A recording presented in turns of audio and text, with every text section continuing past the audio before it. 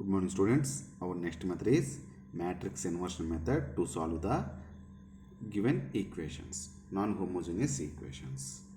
See here, so let the equations be a1x plus b1y plus c1z is equal to d1, a2x plus b2y plus c2z is equal to d2, a3x plus b3y plus c3z is equal to d3. So here coefficient matrix you can write as a1 b1 c1, a2 b2 c2, a3 b3 c3. So variable matrix x y z, constant matrix d1 d2 d3. So matrix inversion method is possible only when this coefficient matrix is non-singular. That means the determinant of this one is non-singular. Why? I will explain later. Okay, so just follow me. So this one you denote with a, this one you denote with x, this one you denote with b. So we have to find out how to solve this equation, these equations by inversion method. That is the important here. So this is ax is equal to b. Okay, if you multiply both sides with a inverse, what can you say? A inverse into ax is equal to, that means a inverse into b. Okay, so here should not multiply this side. So here a inverse, if you multiplied left side of ax, same in left side only we should multiply for b. So a inverse of ax is equal to a inverse into b. A inverse into a is equal to I. Ix is equal to a inverse b. That means Ix is equal to x only. If you multiply identity matrix with any matrix, gives same matrix. So x is equal to a inverse of b. So x is equal to a inverse of b means x y z is equal to a inverse of b. It is the column matrix. So resulting a inverse of b also column matrix. Corresponding entries if you equate, then you get the values of x comma y comma z. Okay, so here, so to find this variable matrix x, we need a inverse. When a inverse exists? When a is non-singular. So that's why this matrix should be non-singular. See, so you have x is equal to a inverse of b. So a inverse is equal to, generally what is the formula? Adjoint of a by det a. So after finding adjoint of a det a, you substitute here and multiply to b. So that resulting gives a variable matrix x. So now to solve this equation, solve the equations x minus 2y plus 3z is equal to 2, 2x plus 4y plus 2z is equal to minus 1, x plus 2y minus 2z is equal to 5. So this is the matrix A, 1 minus 2, 3, 2, 4, 2, 1, 2, minus 2. So coefficients and x, y, z, these are the constants, 2, minus 1, 5. So x is equal to what? A inverse b. So first to find A inverse, first we have to find out adjoint of A. You know how to find adjoint of A.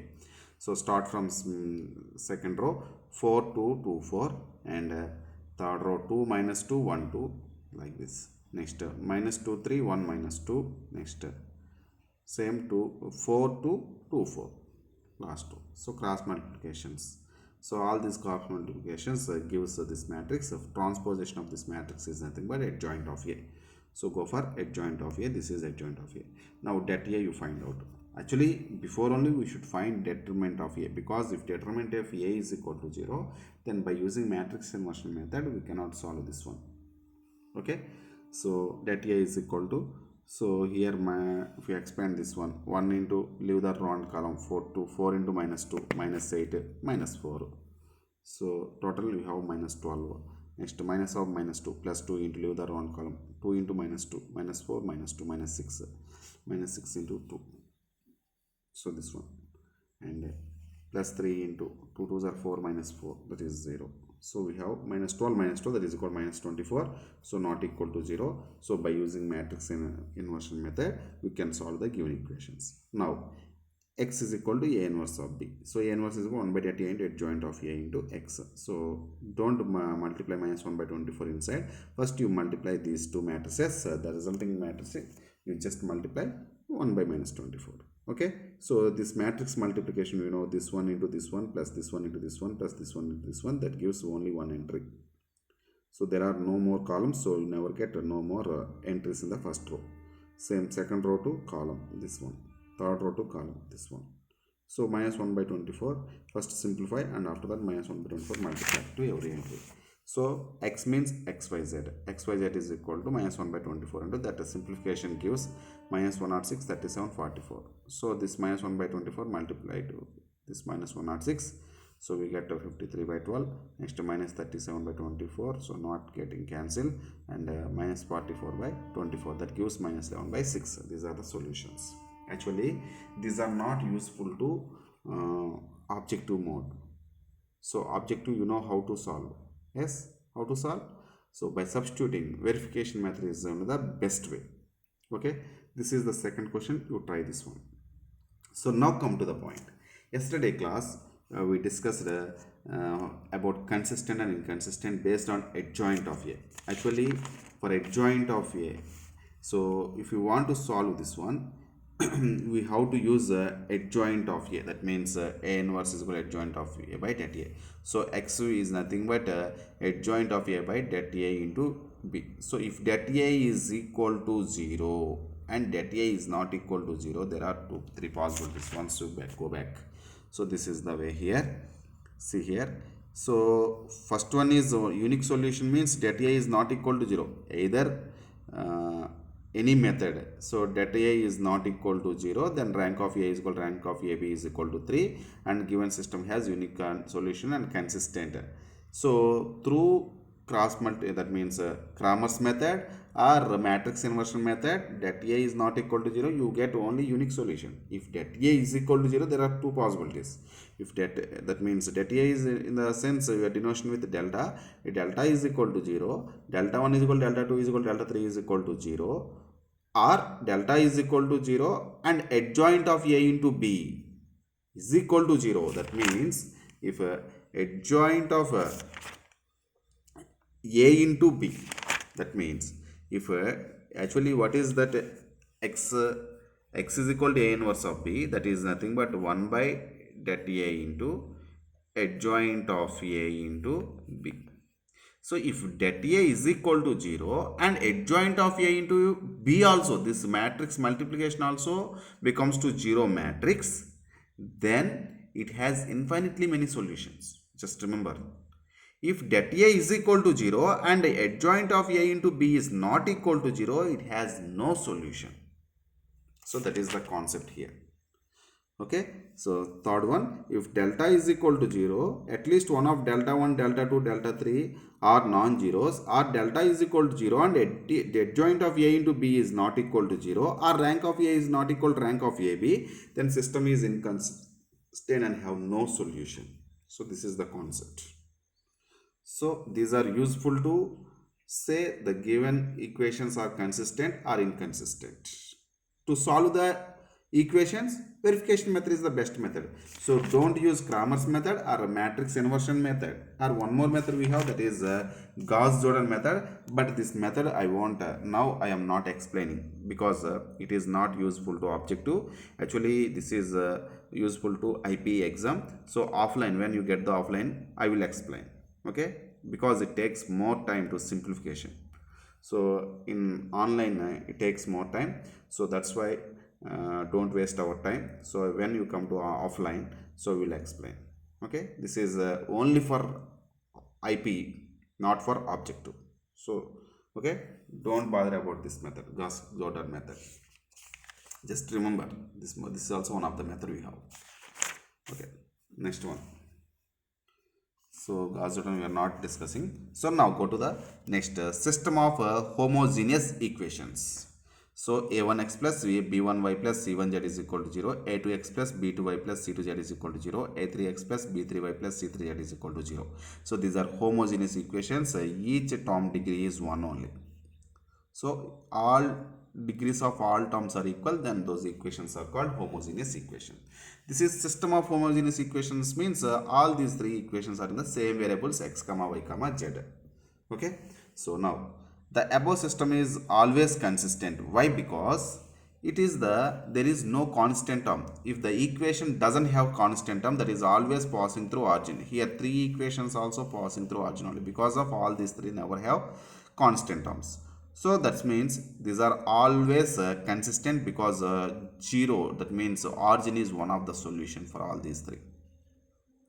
So this solution is called trivial solution.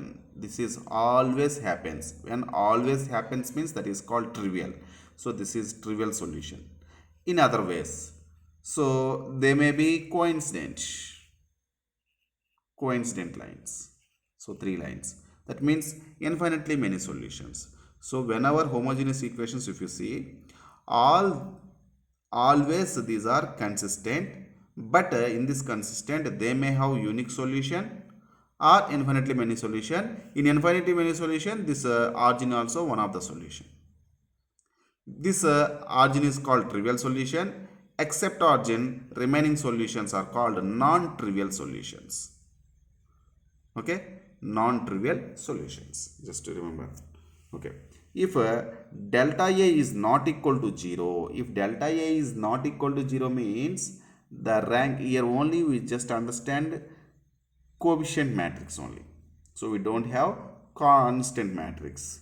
So if delta a, that means det a, if det a is not equal to 0, then rank is equal to 3. You no need to compare with AB.